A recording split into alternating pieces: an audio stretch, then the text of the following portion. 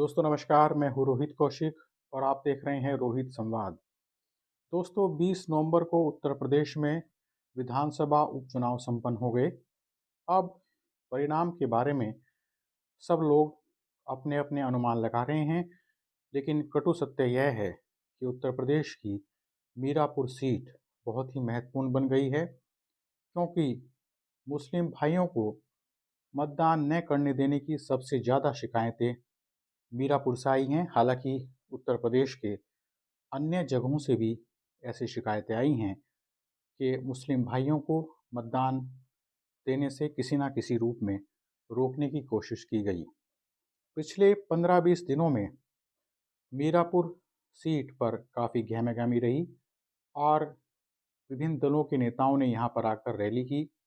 इसमें मुख्यमंत्री योगी आदित्यनाथ जी, जयंत चौधरी, पूर्व मुख्यमंत्री अखिलेश यादव जी, चंद्रशेखर आज़ाद जी, ओवैसी, सभी नेताओं ने यहाँ पर किसी न किसी रूप में जनसंपर्क किया और रैलियाँ की और सभी ने यह बताने की कोशिश की कि उनका दल किस तरह से उत्तर प्रदेश के लिए लाभदायक हो सकता है और किस तरह से उनके नेता जनता के हक की आवाज़ उठा सकते हैं।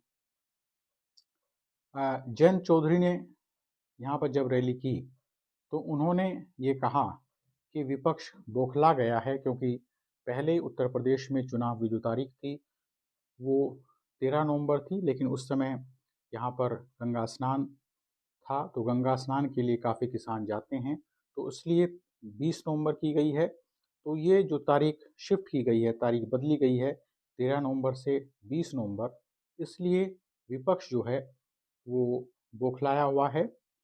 जयंत चौधरी ने यह भी कहा कि जो लोग ये कहते हैं कि संविधान खतरे में है, दरअसल वही लोग किसी न किसी रूप से, किसी न किसी तरह से संविधान का मजाक उड़ाते हैं, संविधान का अपमान करते हैं। ये बात अलग है कि जब जयंत चौधरी समाजवादी पार्टी के साथ थे तो उस समय वो स्पष्ट ये कहते थे कि वास्तव में संविधान खतरे में है, लेकिन अब वो भारतीय जनता पार्टी के साथ आ गए हैं, तो अब वो ऐसे लोगों का मजाक उड़ा रहे हैं जो ये कहते हैं कि संविधान खतरे में है।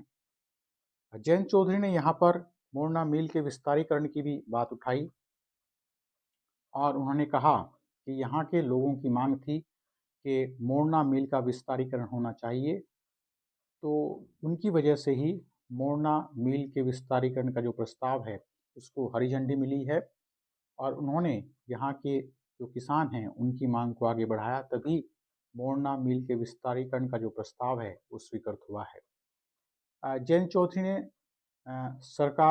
चौधरी ने किसानों के आत्मसम्मान की बात भी उठाई। उन्होंने कहा कि भाजपा सरकार किसानों के आत्मसम्मान के लिए काम करती रहेगी।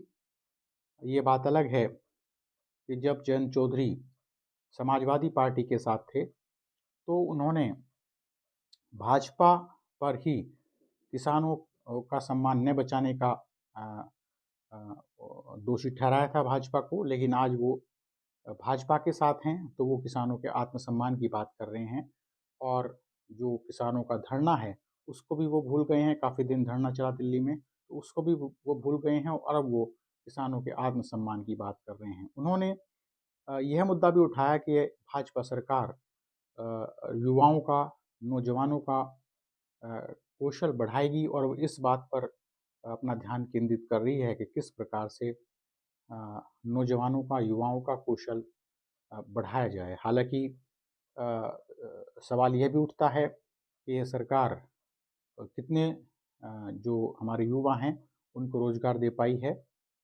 जयंत चौधरी ने यह भी कहा कि इस सरकार में, यानी भाजपा सरकार में, जो सरकारी स्कूल हैं उनकी हालत सुधर गई है।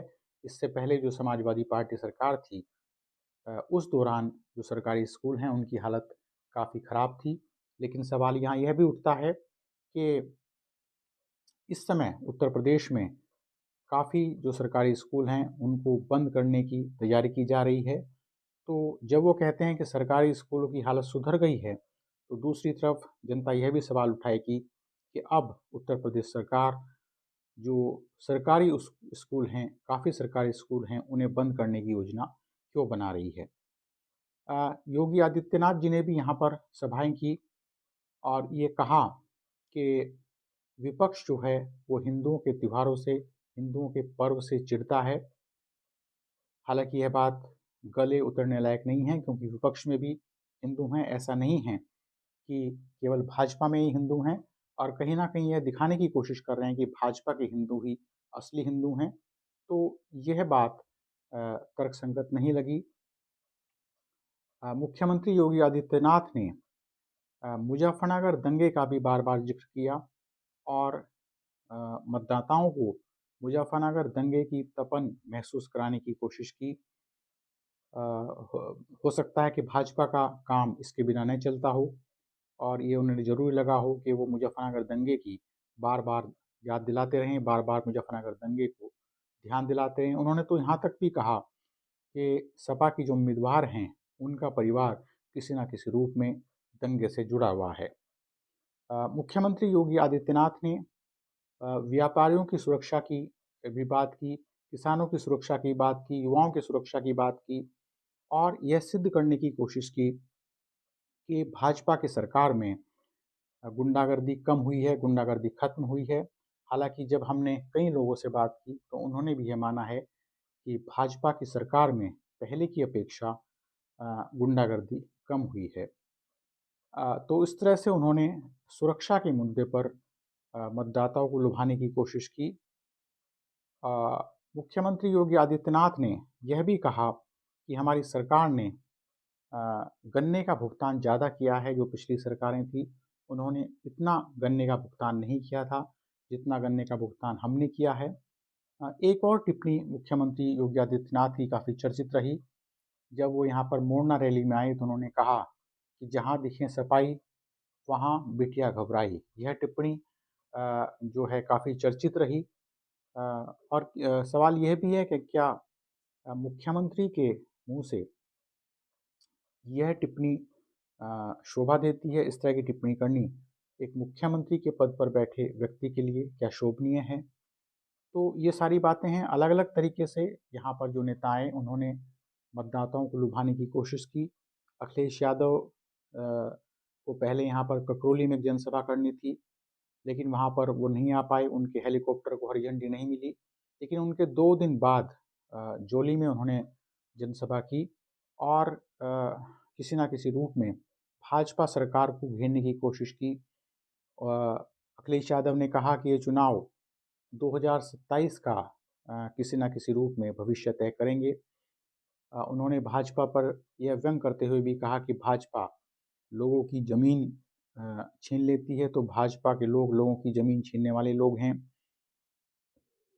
इसके साथ साथ मुख्यमंत्री योगी आदित्यनाथ ने गन्ने की कीमत पर भी सवाल उठाया और कहा कि भाजपा की सरकार अभी तक गन्ने की कीमत तय नहीं कर पाई है। तो इस तरह से अखिलेश यादव किसी न किसी रूप में भाजपा सरकार को घेरते हुए नजर आए।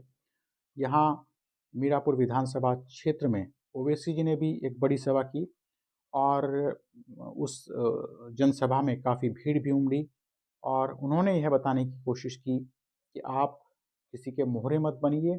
अपना स्वयं का जो लीडरशिप है, अपना स्वयं का जो नेतृत्व है, उसे तैयार कीजिए।